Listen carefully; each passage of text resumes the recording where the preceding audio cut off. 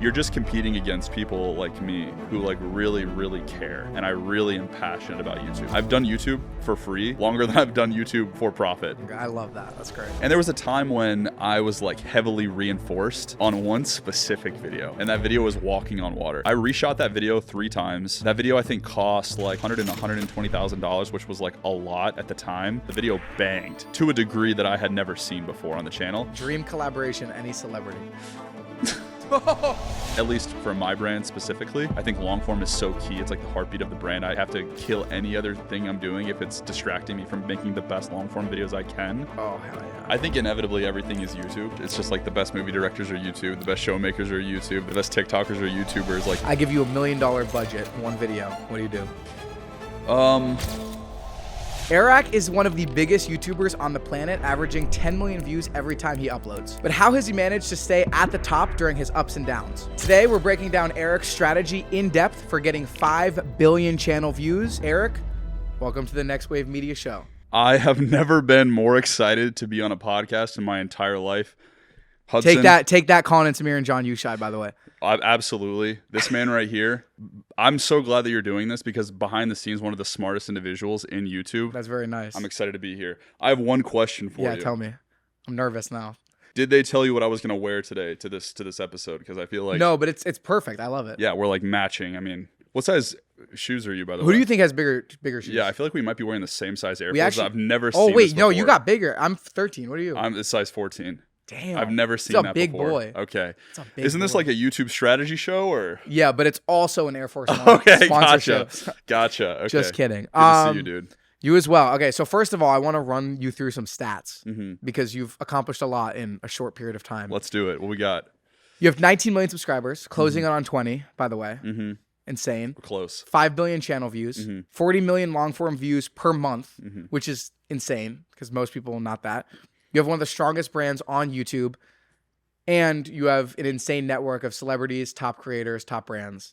So congratulations. I just wanted to, for anyone that's not familiar, I just wanted to run that through. And do you have any initial reactions to that?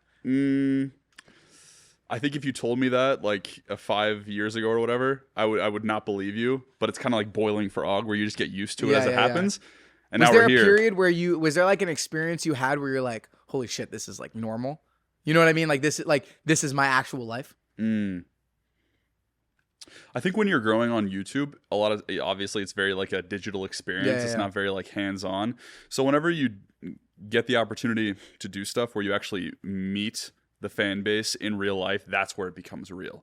And so doing stuff where I'm able to, like that pizza party, like pizza parties, any of this stuff where we've had like thousands and thousands of fans show up to a location. You guys have had the same experience. I think that's like the really special stuff. That's the stuff that means the most to me. Yeah. I love it. So I want to take you back to the beginning of 2020. You had 0 subscribers. So this was 6 years ago. 0 subscribers, very little experience growing on YouTube. Now, or at the end of 2020, you had 1 million subscribers and you had millions of views per video. How? Give me like a 30-second breakdown as to how the hell that happened. Well, and are there any experiences that you still utilize today? Like, are there any things that you learned from that experience that you still take into your ideation process, into your branding process? Like, how do you look at that as it's formed you as a creator today? I think what made it so easy and so fast was the fact that I was already obsessed with the platform for a decade straight before I ever uploaded a video. I had already made hundreds and hundreds and hundreds and hundreds of videos in the shadows before anything actually worked, Right. And I think COVID was like this weird time where it sort of forced my hand to make change, which I probably would have never done. Like maybe I would have never had the confidence to like really step out and try to do YouTube if it weren't for my hand being forced to try to find a new way to, I don't know, like a new occupation. And so I think the speed of growth was like a byproduct of me having so much context. Like I did my 10,000 hours of research on YouTube accidentally because I just love YouTube. And then the other half of it was I had a production company at the time that I had been building since I was like 17. And so like from 17 to 22, I sort of had a production company. And so I was able to take a lot of those notes from what I had learned about, basic team building and strategy along with my context on YouTube and combine these two in like the perfect moment to do it. I also think I have like a fundamental belief that anything is possible. And so in that scenario, I remember like I specifically remember my now fiance's little brother, who was like 16 at the time, shout out, it was like, yeah, that's not going to work. He was like very clear. He was honestly the most honest person with me. He was like, that sounds really hard and unlikely to happen, which is like it's pretty like, that's pretty accurate. But I just have a fundamental belief that anything is possible. So I think like those three things mixed together at the right time was a secret And sauce. you mentioned you'd made hundreds of videos before. Mm-hmm. Why, like, was it like a new start essentially? You had like made the videos and then you're like, all right, like I'm going to go now hard? Or was there like a specific change you had made from making those hundreds of videos to, because you started a new channel, right? And then you grew insanely fast. What was that changing process? And on top of that, how did kind of what were some of those takeaways that you had learned while doing that you are still, I guess, utilizing today? I think the videos that I've always made are videos that interest me, like selfishly. Like I try to find topics that I like genuinely would be passionate about making a video about. The topics that I was doing at the time, like when I was making my own YouTube videos or videos for clients, were always like topics that I like, but they're really niche topics. So it was the first time ever that I was thinking about like, what are topics that I like and other people are interested in? And that was where the magic really happened. I wouldn't make a video where it was like, only I am interested in this thing. The magic came from like, I know how to make great videos, selecting more broad topics that like anybody could relate to, which was where, if we go back to the beginning and like the first few videos that worked, these were all topics that were interesting and had a zeitgeist on YouTube. And how is that? Because like, I think what you did super well, because I started watching you, I think I want to say like 2021. So after this had happened, after the whole island thing, but like what stood out to me was how much you were able to build such a strong brand within such a short period of time. So like most creators, I think, take an extremely long time to like build a consistent brand where people like know characteristics about them, you know, the audience like cares about them in depth. And I think you were able to do that within like 4 or 5 months. Why?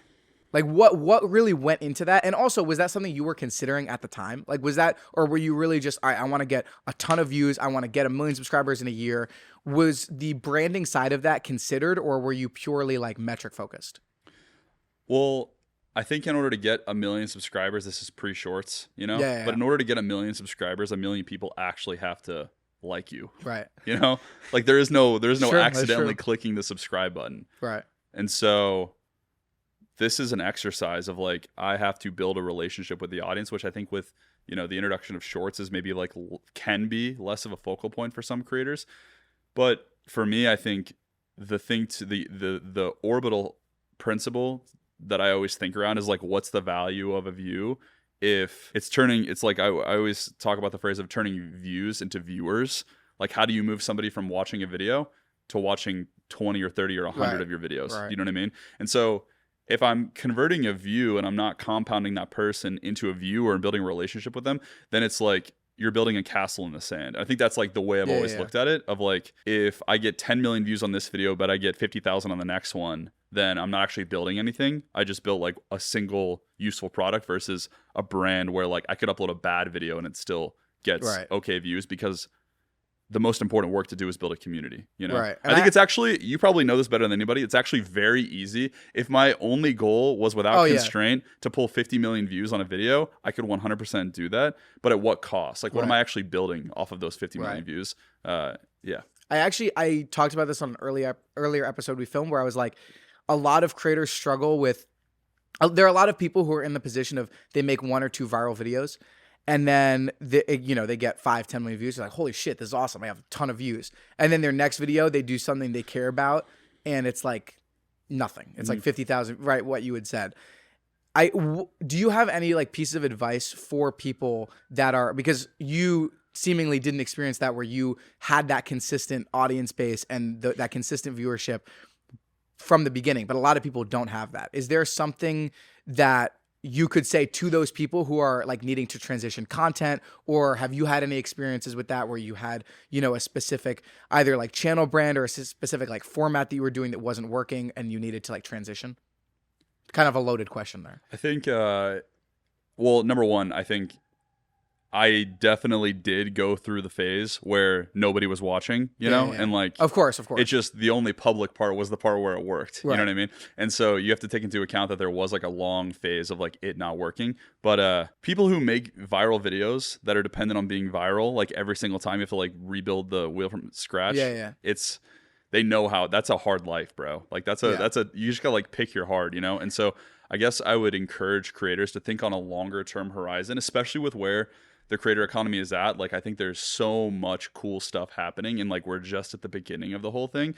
And so if you take it, if you look at the whole thing over a longer horizon and set more long-term goals, you don't have to have a viral video tomorrow. Right. You can get 1,000 views today and 2,000 next week, and that compounds over time. Like, I think I would really encourage creators to do that, because it doesn't mean anything if you get one 10 million view video and your next video bombs. Right. The value is in building community. And I think you and I both also probably have examples. Like, I know a guy with 1,000 subscribers who monetizes that audience to $150,000 a month. It's ridiculous. Yeah, but this is you and I could probably come up with 10 examples of this that of people that I know that do this. Not to say that, you know, the goal is money, but, you know, when we're talking about outcomes for audience, it's just views aren't everything. Like, a view is a compounded effort towards the goal. So I guess to answer your question, I think it's picking your goal. Like, what is the goal? Like, what is your actual goal? Defines a lot of the moves you have to make. I fully agree. I think a lot of creators struggle with that because, like another example is, I don't know if you know Tejas Halur, but like he's another great example. Yeah, killer videos, and they get probably 50, 100,000 views per upload, and he's, you know, killing it in terms of the monetization, the community building. People care about him, and I do think he's a great example of like you don't need a lot of you don't need to be overpowered to build something meaningful, because his goal doesn't have to be get 10 million views in order to it doesn't have to be succeed. 50 million subscribers, whatever. That's it can purely be, and that's also how you monetize that shit beyond like it. You know, it completely depends on what your goals are, like you said. But I think that if it's purely a viewership goal, there are ways to, like you said, you know, you could get 50 million views a video now with your experience. There are ways to build that, but the real way, like, of the future, I think, is honestly like personality heavy creators, niched creators that have these, you know, 100,000, 200,000 subscriber bases, but all of them care. And to add to that too, obviously you're a big, you know, you do brand deals very, very well. And I think a ton of creators rely on brand deals as their main source of revenue. And I talk to brands all the time, and they're not looking to invest in creators who get 1 million views with no community. They want people who can actually translate. And so I think that's why we're seeing all these niche creators come up. And actually kind of switching a little bit, but going into the strategy side of something, I wanted to ask you about creators who are kind of the difference between creators who are consistently reinventing the wheel versus creators who are taking a lot of inspiration. We both talk about like outliers a lot. So, you know, okay, this video overperformed like crazy. How can I apply that to my own audience?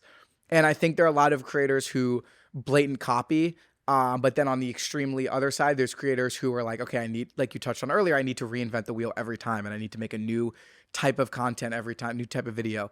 How do you recommend creators who are like starting, whether you're at like 10,000, 20,000, like how do you recommend they actually look at that in terms of, okay, how do you come up with ideas that are original, but also have some proof that they'll work?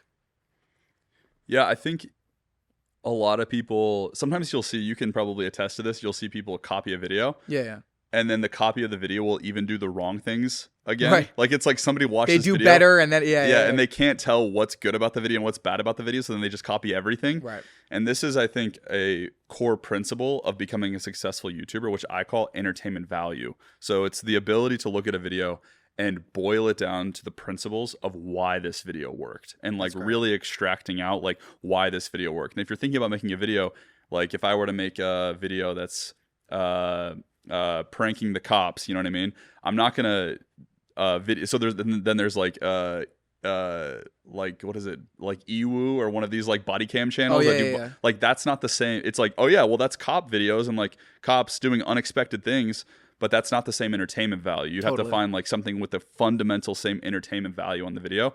And so the skill of being able to identify what makes a video or piece of content great, I think is a really important skill. And I think that's what helps you innovate on the platform. Because if you look at a video that's an outlier and you don't know why it did well, then it's impossible to make original videos, which going back to building community, I think it's really an uphill battle to build community off of non-original ideas. Right. YouTube is by definition a platform to post exciting new media and art. That's Right. like what it was built for. It was like express yourself, you know what I mean? And so, so it's like boiling down videos and being able to decide what pieces of what to take and then bring something together that's brand new, I think is like the most important skill set of like an elite YouTuber. That's the most important thing. Do you have, I really like what you said about entertainment value. Do you have an example of some like that you've used, like a video that overperformed and then you took out the specific elements and then applied that to your own video? Yeah, I mean, I do it all the time. Like I just posted this arcade video, for example. So this video is called I Cheated at the Arcade Oh, yeah, until I got banned. So yeah, this video is like a compilation of like a bunch of different ideas sort of put together. You have the Mark Rober, obvious bangers, Right. arcade bangers. And so topic of arcade and going to the arcade and getting one over on them is like, that's the fundamental entertainment value of that video. The way that Mark does that, the device he uses to do that is he's obviously a super genius. You and I both know that. And so he builds like a mechanical way to cheat. That's not my superpower, you know? And then, for example, on that, you have Hunter Williams, who did sleeping at an arcade until he wins a prize. So that's just him and his boys just sleeping in an arcade for 4 days with no cheating methods whatsoever, just willpowering their way into winning a PS5. Right. So I think that's really interesting. And then you have these one-off super viral videos of these guys who are like the best skee ball player in the world or like the best like down the clown player in the world. Oh, I know it. Yeah. Viral TikToks. These videos have like 50 million views. And so then if you boil all those down to first principles of like what makes these videos great, what's the entertainment value, and you combine those, and then you ask yourself like, what's on brand for me? It's like cheating at the arcade. I'm going to hire all these guys in and we're going to try to win the PS5. Right. That obviously takes weeks to like correctly combine all of those things together. But yeah, that video is a 1 out of 10. I think it got like whatever 17 million views in last 10 days or something like that. So yeah, well, that's the power of like, but that video has never been done before. Right. Like no one's ever brought in like the infinity stones of arcade cheating all together in one place. Right. That's an original concept, but it's borrowed off the entertainment value of other videos. That's really good. And I think that the thing that you touched on is like, you need to, that's the benefit of branding is if you don't know what your own brand is, and that goes back to the community element, it's like you essentially can't use that because you can't take what makes everyone else's good and then apply that to what makes your brand and like what is original for your brand and what makes it good. So yeah, I completely agree. And how does that relate to like, because I think that's very within the video, right? So after you already have the idea, how do you do you use that same entertainment value tactic in terms of like titles, thumbnails? Like when you have the whiteboard and it's blank and you're like, all right, we need a new video idea this week. Does your ideation team, like, do you train them to take inspiration from other videos? And if so, like to what extent? Honestly, we don't start with other people's videos. It usually starts like internally. Again, I think the most important thing in order to have like longevity and thinking with a longer term vision is like, are these ideas that we're excited to make? Right. It always starts with that. And usually if we're borrowing off of our own past successes. And then we're basically backing those videos off of YouTube. Right. So it always starts internally and then goes external. So it'll be like, yeah, when we're talking titles, when we're talking video ideas for like first principles, these are ideas that, get pitched to me or I come up with or my boys come up with internally.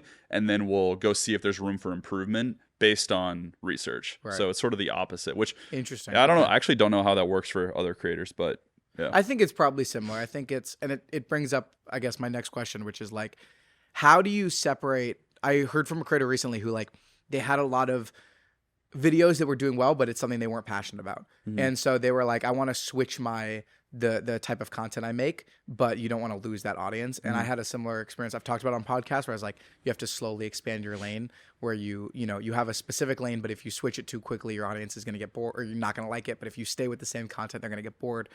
How do you view a creator who like is making videos that are doing very well? Maybe it's consistent views. Maybe they have a community, but they're not passionate about the content because they got started with like a viral video that did really well. Like how much do you value passion compared to what's doing well, I guess? I think it's a healthy mix of both. I think if you do one without the other, you're making. I always call the spectrum of like capitalism to art, Yeah, and it's yeah, like if you want to do straight art, then look at YouTube as a hobby, and then there's the other end that's like pure capitalism. I also like that's not. I don't like that either. Right. It's hard for me to get excited about that. It's like somewhere in the middle where I get to build cool stuff off of cool videos that I like making, and you get to take cool swings sometimes. Sometimes I make videos that lose money. That's okay because I just love making videos, and so I think you got to live somewhere in the middle. I like your lane expanding idea. The way that I always think about it is I always think about it as like the audience is on a train going like 70 miles an hour. And if you were to like if I have a YouTube channel and I were to like hard pivot that YouTube channel, we both know what happens. Like Totally. you lose everything. Like nobody's going to watch the next video. So I always say it's like the same thing as if you have a train and you turn the train at 70 miles an hour on a hard right turn, it just explodes. It blows up. It's not going to work. Right. You have to rebuild from scratch. You don't want to have to rebuild from scratch. So I've been a lot of guys throughout the years. You know what I mean? I was like the 1 million subscribers guy, like world's largest pizza guy, sneaking in the Super Bowl guy, you know, like there's been like different moments. Yeah. And the way to pivot the channel is always like a slow turn, like a slow 90-degree angle. You can take a 90-degree angle, but the strat should be to do like a slow pivot, you know? Yeah, you need to like widen it. Yeah, It's a lane you got to need slowly yeah. adjust. You just got to be thoughtful. Like at the end of the day, a view is just a real human being watching a video. It's like you can't really strategize that. And so when you do a slow turn like that, what you're doing is basically you're letting your current viewers know who may not be interested in your new style, like, hey, I'm like not doing as much of that anymore, and they'll naturally fall off the wagon. You know what I mean, or get Right. off on their stop. But you're also picking up new people who are interested in this new thing over time. This is like a healthy way to. It's very possible to pivot a channel. You just have to do it over time. Yeah. Yeah, that makes sense. It's fantastic. I think I want to transition a little bit to something I'm excited to talk about, which is the hiring process. I think Why are you excited to talk about that? I love hiring. Okay. I think one thing that you've been able to do exceptionally well, I think one of your biggest talents is talent acquisition, and you've been able to build teams better than like pretty much any creator I can think of. And I have my 2 cents as of why. I want to, obviously get yours, but my perspective on it is it goes back to the original branding question, which is like, if you can build a strong brand that creators up and coming people see as like aspirational, I think that's what you did really well with what was the business you started? Like you don't have Creator any, Now. Yeah, Creator Now. That's what you did really well with Creator Now, which I was a part of. And if you can build a brand that people see as aspirational, they'll be more likely to want to work for you. And so I think we see that with like a lot of the top people in the space. And I think you've been across industries, but I think you've been able to really, really do that well. But I'm curious, kind of a 2-part question, which is one, how has your experience been so far building teams, and how has it evolved in the last few years? And then 2, how do you see like up and coming creators, like what are the main positions they should look to hire first once they've hit a certain level of like, okay, I need to outsource something? I think somebody told me like a long time ago when I was like pretty young about like how to think about hiring was always like your principal function as like a business owner, if you look at it as a business, is to always be looking for your biggest constraint. Like always ask yourself 20 times a day, what's my biggest constraint? What's my biggest constraint? And solving backwards from there. And so I think it's different for every YouTuber. Like for me, at the beginning, editing was my number one constraint. Like I spent the most amount of my time doing that rather than focusing on creative, which is my highest leverage like thing I could do. But for like my buddy Mac, for example, his biggest constraint, his biggest asset, his greatest asset to his channel is editing. So he optimizes everything else, like production, like he comes at it from a totally different angle. So I think if you're an artistic person, you're a creator, you probably have all different superpowers, and I think it's optimizing per person on how to outsource everything that is constraining you from doing the one thing that you're best at. So Right. I think it's working backwards from there at a principal level. As far as like, what was the second part of your question? Finding? Yeah, and more so like attracting great talent. Yeah, well, 1, how you attract great talent, and then 2, what kind of positions should people outsource? Yeah. So the second part I think is what I just said. Right. The first part, I think, when you're talking about finding and who to look for and stuff like that, and like, yeah, I do agree with you. I think some YouTubers it's a lot harder to probably find talent for them because, well, it's probably just more outside of YouTube. If you just think about hiring, and you talk to people about hiring, I actually talked to some really smart business guys one time. It was Alex and Layla Hermosi, and I was talking to them about like because they do this thing where they take businesses from like $10 million to $100 million. That's like that's where Huge they like inspirations. that's where they bring businesses in. Yeah, I think they're smart. And I was asking them like, what is the number one thing that you do that when you go into a business and you're trying to get it to like make it huge? And I was expecting it to be like, well, we look at the numbers and we like tear the whole thing apart and we do this and we try to make the product better and like something like, tangible. But their number one thing was they go in and they either better communicate or fundamentally reinvent the mission statement of the company. That's the number one thing is what's the mission statement of the company, which I think was like, it took me like 6 months to believe them. Like I thought it was a joke. I was like, they're like smoke and mirrors, like that's like can't possibly be true. And then I came around and like called them later and I was like, oh, it's like so true, because it's so important. Like I think creators have a hard time hiring because they themselves aren't even excited about their own channel, or they look at it as like a money printer. And I think if you look at YouTube like that, you're already destined for failure, or you're destined for a really short path on the platform, because you're just competing against people like me who like really, really care. And I really am passionate about YouTube. I've done YouTube for free longer than I've done YouTube for profit. That like that, and I would do it for free again. It's just my favorite thing to do. I just love it. I love making videos. It's my genuine passion. And so it's just tough to compete against somebody like that who just loves it. And so when you're talking about finding great people, I'm super hands-on with finding great people. I'm always like doing it myself, which is I think another thing. People try to outsource it to recruiters and stuff. I think that's the dumbest thing you could do. And I think it's really easy for me because I'm passionate about it to convince people to be a part of my mission. Yeah. So I guess that would be my fundamental challenge to anybody watching would be, to get that figured out sooner than later, because at some point that will be your biggest problem. Right. And so it starts from passion first. That's right. And then, yeah, that makes total sense.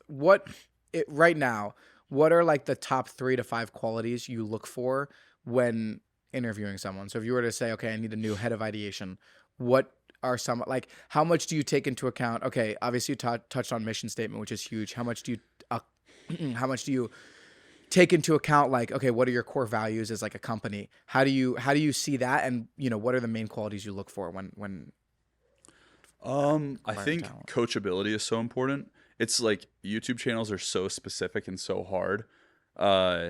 There's absolutely no way, no matter how smart someone is, for them to come in and immediately be successful in YouTube. Right. Specifically at a channel who has very specific creative standards, who's not, we make a new video every single week. It's really hard. And so I think hyper coachable individuals is like the number one best trait. Somebody who's excited to learn, I think that's a really important trait. Number 2, I would say outside of coachable, how high is their passion score? So I rate people on passion score. That's like, good. How passionate are you about this topic or whatever topic it is that I'm hiring you for? So a lot of times we'll rate potential candidates on passion score. And then and I also just love being around passion. I'm just a passionate person, so I love being around passionate people. And if you're more excited about editing than I am, then I can teach you everything I know, and then you're going to take it further than I ever will. Right. And I think third is like, does this person have room to grow? Are they hungry? Like, when I teach you this thing, are you going to go like want to do the next thing? Or you want to do the next thing? Because inevitably in success of the channel winning and inevitably when a team wins together, the opportunities always expand. And it's like, can I take you with me on the next mission? Mm-hmm. And so I think those would be like the 3 big things I look for. I love it. Yeah. That's fantastic.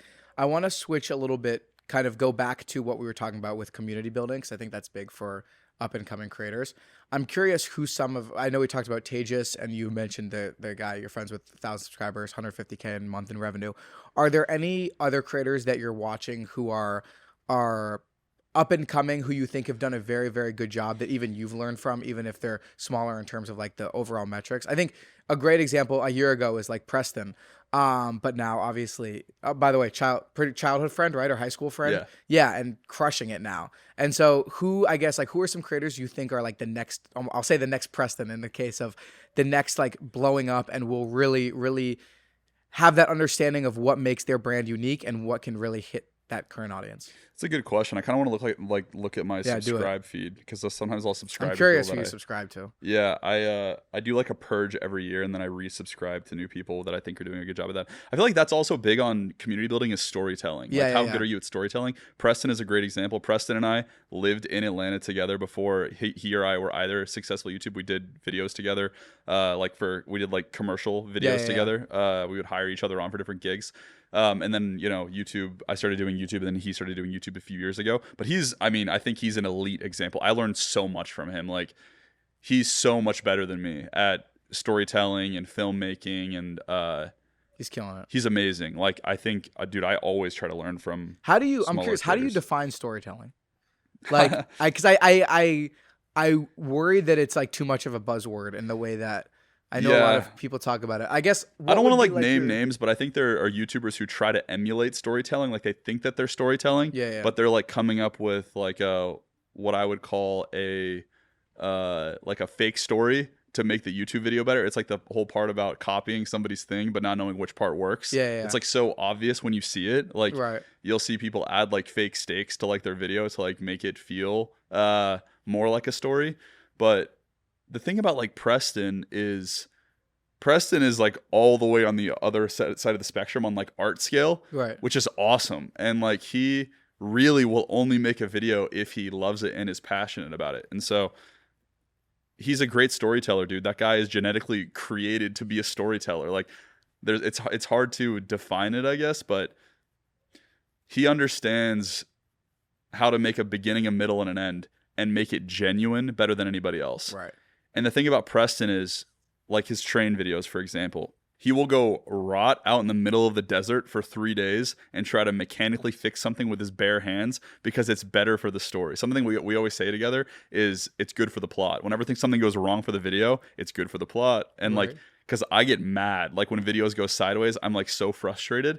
And then I have to, we always remind ourselves, like, it's good for the plot, good for the plot, If it good for the sticks to plot. the script, it's like It Sucks. sucks. Yeah, it's Exactly. boring. And you can tell when videos stick too closely to the script and nothing went wrong, Right. you know? Yeah, Yeah, anyway. I fully agree. Uh, Anyway, I want to hear some of the creators you're watching. Man, I don't have any like crazy good ones right now. Who do we got on here? I'm subscribed to Chris DeCow. You know this guy? I don't think so. You know this guy. You've seen his thumbnails. Let me see.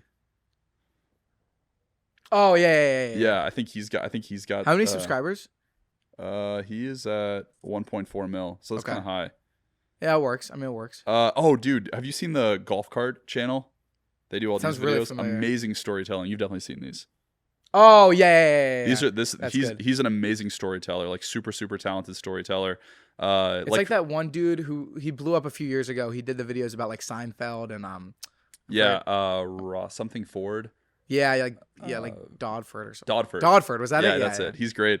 Like Fern. Fern is fantastic. Amazing of course. storytellers. These are just different storytellers who have found a different medium to tell their story. Like, these are all such different mediums. Like, every person we just mentioned is so different in their medium, but they just fundamentally know how to tell a great story. Mhm. I don't know if that's something that can be taught. It probably is, but yeah, I don't know. No, it's a good. Yeah, you have to it's like trial and error, pretty much. Yeah, it's probably not natural to me either, by the way. I just have been obsessed with YouTube for like 15 years straight and like have observed good and bad stories. And so I'm like subconsciously being programmed on what a good story looks like, I guess. Yeah, I think story's so important. Okay, that makes sense. How do you view, I think there's a lot of, so what we do at the business, we build brand and celebrity YouTube channels. The business. The business, next wave, shout out logo. And because of that, I've noticed a lot of, as you probably have, like a lot of the transition between Hollywood and YouTube as a market and as an industry. And we obviously saw with the Obsession movie, I don't know if you saw it, but that Banger. like 500 million in the box office, whatever it was, huge deal made by Curry Barker, YouTuber. And so I am curious, I guess, on your overall perspective on that shift and where you kind of see it going in the next 5 to 10 years in terms of where you see the direction of YouTube and where you see the direction of Hollywood and how you kind of see them merging. Yeah, I mean, I keep saying, like, I think everything's YouTube pretty much. It's just like the best movie directors are YouTube, the best showmakers are YouTube, Right. the best YouTubers are YouTubers, the best TikTokers are YouTubers. Like I think inevitably everything is YouTube. Like I just do like I have like I'm pretty bullish on like I think everything.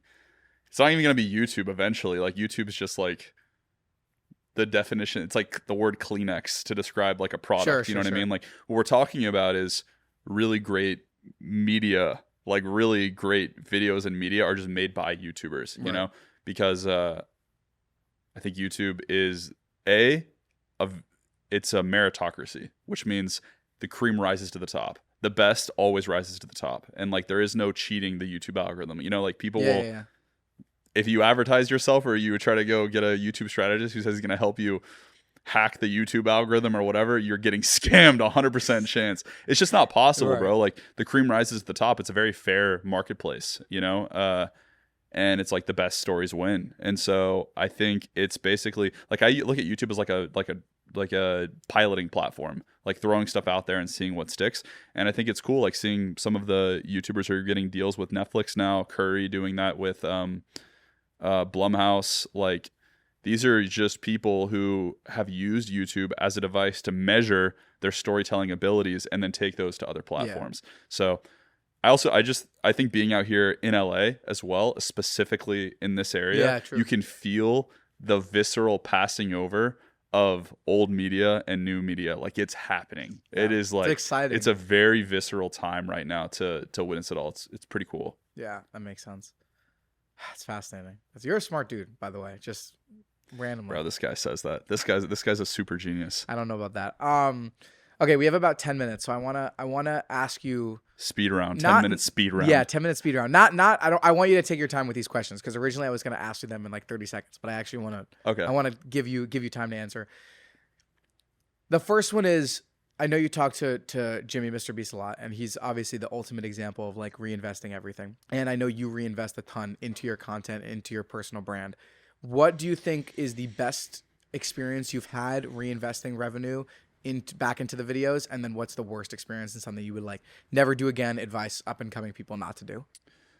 That's a great question. I think going back to the like artistic scale, you know, I think about the art scale a lot. And there was a time, you can actually go see it historically on the channel, but there was a time where sometimes I'll take like wild swings. Like I'll just go left field. I think it's just healthy. You have to do that for the channel. And there was a time when I was like heavily reinforced on one specific video. And that video was walking on water. I reshot that video 3 times.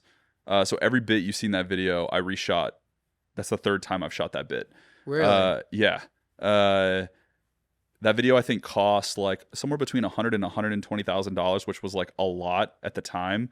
Still is. Like I don't spend near that on videos anymore. But that experience, so I spent all that on the video. The video banged, like just to a degree that I had never seen before on the channel. And I put 2 and 2 together, and I thought it was like confusing causation with correlation. I thought that like, oh, if I have a creative idea in my head, I should just make happen like the most perfect, big, giant version of that. And so if you look on the channel after that, you'll see basically the trailing like 5 videos or so are like huge. I do. Yeah, I remember. Huge spectacle videos that don't make any sense. And so the lesson I took out of it was incorrect. The lesson was always see through the most apex version of your creative vision, and that's the version of your vision that will get the most views or like be the most successful on the channel. What it was actually was I took the correct idea. Like I had an idea, I data backed it off of YouTube, and then I did the best version of that anyone had ever seen. And I could reinvest off of that into that video because I had a really strong argument for why to reinvest into those bits. Like those were all viral bits that had been done before. I talk about it in the video. They were all from somebody who I'm super inspired by, Magic of Her Hat. Love that guy. And so they were all Magic of Her Hat bits that he had, you know, algorithmically proven to win. And I just made, you know, 10-year updated versions of those. That's what the whole plot of the video is. Right. And instead I took it as like, oh, I'm just going to make the biggest video as humanly possible. So then I make a video. It was like I went back on my idea list, and the first video I ever had was like, I want to try to charge a Tesla off of like a human hamster wheel. Like how much? Yeah. And I made that video. mega flop. I blew up a Tesla in that video. I built a human hamster wheel. It was like this whole weird like storyline. I trapping 50 TikTokers in a box. I gave away $50,000 as a grand prize on top of the 50K production fee. It was like a mid performer, and I did that 3 more times. And it was like a huge learning lesson around, really, it's the same thing as finding entertainment value, but always boiling the video down on why what worked and not assuming. Right. Yeah. That's great. Okay. Next one. I want to ask your short form versus long form perspective. I know you do a lot of YouTube shorts, but you obviously are very consistent with your long form uploads. What is your, I guess, perspective on creators? Okay, 2 questions. One, what is your personal experience with and like how you're looking in the future for your short form and long form strategy? And then 2, imagine you're talking to a creator who's very big on shorts, but because of that, and because shorts, as you and I both know, very hard to build community off of. They have no community. It's hard to like launch/sell products, any of that. What advice would you give them for trying to transition that content into long form? My current thought process on short form to long form was like, I mean, we had like a really like flatlined like year or year and a half, like I guess like probably a year and a half ago. And I had to really go back to the basics on that and like figure out what we were doing. At the time we were crushing shorts. I was pretty early on shorts. Like I think when the shorts feature came out, I was grinding shorts. And so when the YouTube channel was like in a tough place, you know, we were doing an amazing job at shorts, but we made the decision to consolidate all of our smartest people and all of our resources to rebuilding on long form. Because I think to me, it was like, we got to cut off the arms to like save the body, and like something's got to go. And so I think to me, it's, at least for my brand specifically, I think long form is so key. It's like the heartbeat of the brand. I have to kill any other thing I'm doing if it's distracting me from making the best long form videos I can. Separately from that, I think once I have long form on the rails, so right now we're reintroducing shorts back into the mix. So we're doing a lot more of that. Second question on... Oh, for a creator who's currently on shorts. Who's doing shorts. Yeah. I don't think like thinking about the channel in terms of like, my shorts are doing well, so my long form can't, is like a limiting belief. Like it's not true. Like there's lots of examples of channels doing an amazing job at both. They're just 2 different skill sets completely. And so I also don't think it's a bad thing to be a shorts channel. I think a lot of people get like flack because they think, oh, if I only make shorts and I don't make long form videos, then I'm like a failure. Like I think some people are specifically built to make amazing short form videos. Right. That is okay. To be amazing at making short form videos and just being the best at making shorts. If you're specifically interested in making long form videos, I think that's a whole separate thing. Like if you have a business that's dependent on shorts, then you got to keep making them and you got to slowly introduce long form into your strategy. But you know, they are fundamentally 2 different skill sets. But if you have the principal skill set we keep going back to, which is defining entertainment value, right? I love that. So fucking good. I love that. That's yeah, great. I think you can figure it out. It's just, you know, this, like my shorts team is 1 guy. For reference, my shorts team is 1 guy. My long form team is 15. Right. So it's at least 15 times harder than making shorts. And if you're going to go from shorts to making long form, you have to understand that and be okay with that outcome. That makes sense. I love it. Okay. 2 more questions for you. 1, I know you had talked about budgeting and taking the wrong approach from some of like the outliers you would learn from in some of the top videos, but I want to ask you a hypothetical. Yeah, hit me. I give you $1 million budget, Say 1 less. video. Okay. What do you do? Top of your head. To be honest with you, I probably put a deposit on like a SpaceX flight to, I'm going to space for sure. Hell yeah. Yeah, that's the number 1 thing. I think the seats are $1 million, so I'd probably just, really? Yeah, I'd probably just put like a down Blue payment Origin, on, I think it's SpaceX. Oh, is it SpaceX? Yeah. Okay. You can do 50 will take you to the International Space Station. Just think about that. Really? Yeah. No, I'm going to space for sure. I have to do that. So I think that'd be an amazing video. Sick. Dude Perfect went to the edge of space. Yeah, it's possible. Oh yeah. A YouTuber's already done it. I also want to live stream myself I found these guys that could take me up Mount Everest. And I want to live stream myself for 5 days straight while I climb Mount Everest. Yeah, I really want to do that idea. I think that's probably going to cost more than $1 million though. Okay. Yeah, I mean, I don't know. I'm not good at budgeting. And then dream collaboration, any celebrity. And like you get like a legit, not like a because Yeah, what is it? the What phone define numbers. collab? No, you get like them for like a full day. You can do. I mean, I kind of already collabed with Jeff Bezos and Leonardo DiCaprio. That's true. You know what I mean? It's hard to peak. Imagine There you was get a forced collab. Though. It was a forced collab. Imagine you get one of those for like a full day. Yeah. Who's my collab for a day? Dude, I need to look at my phone. I Can know they be my anybody? answer. Yeah, literally any answer. Anybody. God, it's so hard. I'll let you pick like two people too. You could do like a 2-person collab. 2-person? It could be 1 or 2, whatever you want. If you're deciding between, It's got to be LeBron James and Bronny. Me, LeBron James, and Bronny together. like a 3-on-3. I was thinking LeBron, but if I get 2, yeah, it's the 3 of us for sure. That would be awesome. Okay. I also am banned from the NBA, so I know, that would be that tough. would be my main goal. Would be to get unbanned. You could do it on a WNBA. And I court. feel like if LeBron put that into his contract, like, what are they going to do? Say no? That's true. So that would be that'd probably be the go. I'll make it happen. You're gonna make it happen. Yeah. You are going to make it happen. Yeah, bro. Bronny Okay, and I this are is homies. on video in 4K. We'll make this happen. So if someone okay. watching I don't know why is you at would the say that. NBA or friends with Bronny, This is your Make it plan happen. to make it happen? Yeah, You just broadcast it? yeah. You think I haven't done that? Well, with that, Okay. Airrack, thank you for Yeah. coming on. No problem. It's a pleasure. This guy's a genius. Make sure you guys subscribe. You have any last words? If you're not subscribed to this channel, it's like, what are you doing? Sure, I like that. Seriously. Hit that button Mm. and subscribe to his channel. Don't Obviously, even worry about I'm that. just this one. Just do it.